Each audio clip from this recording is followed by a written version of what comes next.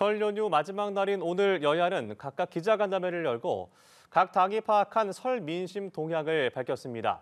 조기 대선 가능성이 거론되는 상황에서 여야는 여론전에 힘을 쏟으면서 연일 신경전을 이어가고 있는데요. 국회 연결해서 자세한 내용 알아보겠습니다. 이재동 기자. 네, 국민의힘은 조금 전 권성동 원내대표가 기자간담회를 열고 설 민심 동향을 전했습니다. 권 원내대표는 국회가 싸우더라도 민생 경제를 살려야 한다는 목소리가 많았다고 말했습니다.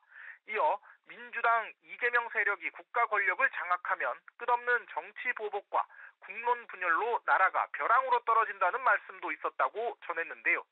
그러면서 민생 안전을 최우선으로 하고 국민의 먹고 사는 걱정을 덜겠다고 강조했습니다. 여당은 이번 설 연휴 기간 대통령 탄핵 심판을 진행 중인 헌법재판소를 향해 일부 재판관들의 과거 행적과 친분 관계를 들어 공정성 문제를 연일 제기해 왔는데요. 권 원내대표는 오늘도 문영배 정계선 이미선 재판관이 공정성 논란을 키우고 있다며 대통령 탄핵 심판에서 손을 떼야 한다고 주장했습니다.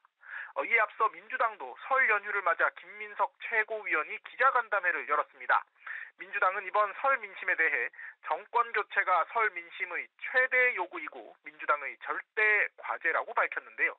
김민석 최고위원은 최근 여론조사에서 진보와 중도층 흐름에 대해 정권 교체론이 우세하다면서 이재명 대표의 개인적 지지가 큰 폭의 1위를 유지하고 있다고 강조했습니다.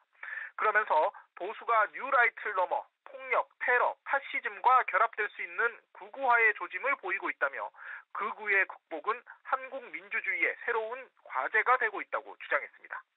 이런 가운데 이 대표는 조금 전 평산마을을 찾아 문재인 전 대통령을 만났는데요. 비명계에서 친명 1극 체제에 대한 쓴소리가 잇따라 나오는 가운데 어떤 대화가 오갈지 주목됩니다.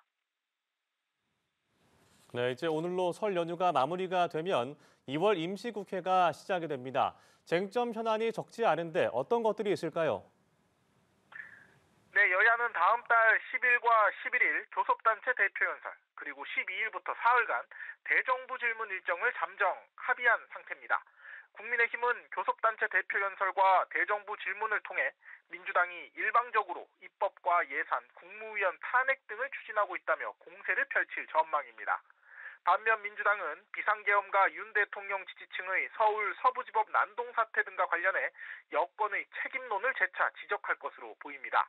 지난 17일 통과한 내란 특검법 수정안에 대해선 정부의 거부권 행사 가능성이 점쳐지는 가운데 실제 거부권이 행사되면 곧바로 재표결을 추진하겠다는 방침입니다. 주요 민생 이슈를 해결하기 위해 여야가 머리를 맞댈지 여부도 주목되는데요. 반도체 산업 종사자의 주 52시간 상한제 적용에 예외를 두는 반도체 특별법 통과나 연금 개혁 논의 등을 두고 여야가 접점을 찾을 가능성이 거론됩니다. 지금까지 국회에서 전해드렸습니다.